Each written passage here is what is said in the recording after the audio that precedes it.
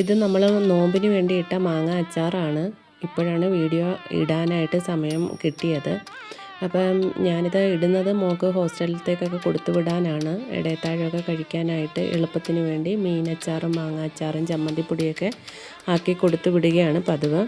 അപ്പോൾ അതിനായിട്ട് ഞങ്ങളുടെ വീട്ടിൽ തന്നെ മാങ്ങയുണ്ടായിരുന്നു. പറിച്ചു ചെറുതായിട്ട് കൊത്തി അരിഞ്ഞെടുത്തു. അതിലേക്ക് കുറച്ച് കല്ലുപ്പിട്ട് നന്നായിട്ട് മിക്സ് ചെയ്തു. അതിനുശേഷം ഇത് ഇപ്പോഴത്തെ വെയിലിൻ്റെ ചൂട് ഭയങ്കരമായതുകൊണ്ട് രാവിലെ തൊട്ട് ഉച്ച വരെ മാത്രം ഞാനിത് വെയിലത്ത് വെച്ചൊന്ന് വാട്ടിയെടുത്തിട്ടുണ്ട്.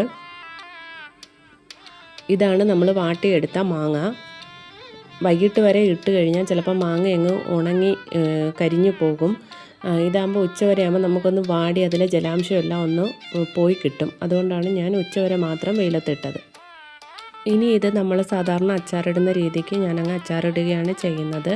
നല്ലെണ്ണ ഒഴിച്ചു കൊടുത്തു, കുറച്ച് കടുകും ഇട്ട് പൊട്ടിച്ചു.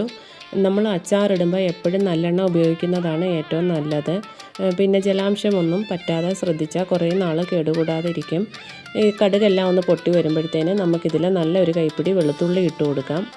ഇഞ്ചി ഉണ്ടെങ്കിൽ ഇഞ്ചി ഇട്ട് കൊടുക്കാം. പിന്നെ ഇതിലേക്ക് വേണ്ടുന്നത് 2-3 പച്ചമുളക് ചെറുതായിട്ട് അരിഞ്ഞതാണ്, അതും കൂടി ഇട്ട് കൊടുത്തിട്ടുണ്ട്. ഇനി ഇത് നല്ലതുപോലെ ഒന്ന് മൂത്ത് വരട്ടെ. എല്ലാവർക്കും അച്ചാറൊക്കെ ഇടാൻ അറിയാമായിരിക്കും.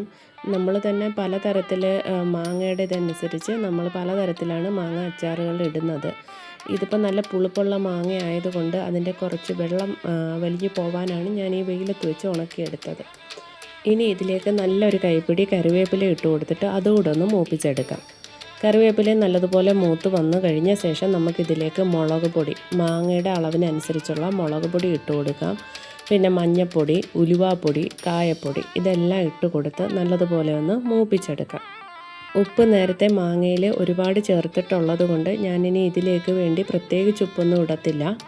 അപ്പോൾ ഇത് നല്ലതുപോലെ മൂത്ത് വന്നു കഴിഞ്ഞ ശേഷം നമുക്ക് ഇതിലേക്ക് ഒരല്പം ശർക്കര പാനി, ഞാൻ നേരത്തെ ശർക്കര ഉരുക്കി അരിച്ചെടുത്ത് വെച്ചിട്ടുണ്ട്, അതും കുറച്ച് ഇതിലേക്ക് ഒഴിച്ചു കൊടുക്കും. ഇവിടെ അച്ചാറിന് എല്ലാവർക്കും ചെറിയൊരു മധുരം വേണം, അതുകൊണ്ട് ഞാൻ ഇതിലേക്ക് ഒരല്പം ശർക്കര പാനിയും കൂടെ ചേർത്ത് കൊടുക്കുകയാണ്. ഇനി ഇതിലേക്ക് ഞാൻ ഒരല്പം വിനാഗിരിയും കൂടെ ഒഴിച്ചു കൊടുക്കുന്നുണ്ട്. ഇനി ഇത് നന്നായിട്ടൊന്ന് മിക്സ് ചെയ്തെടുക്കാം.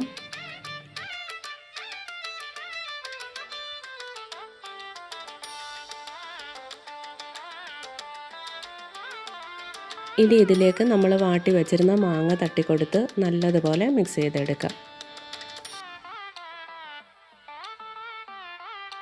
ഞാനിതെല്ലാം ഒന്ന് മിക്സാക്കി എടുത്ത ശേഷമാണ് തീ ഓഫാക്കുന്നത്. ഒത്തിരി നേരം തീയിൽ ഇതിട്ടേക്കത്തില്ല.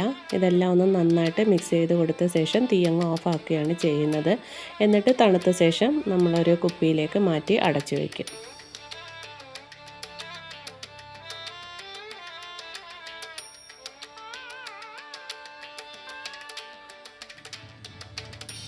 അങ്ങനെ നമ്മുടെ മാങ്ങ അച്ചാർ റെഡി ആയിട്ടുണ്ട്.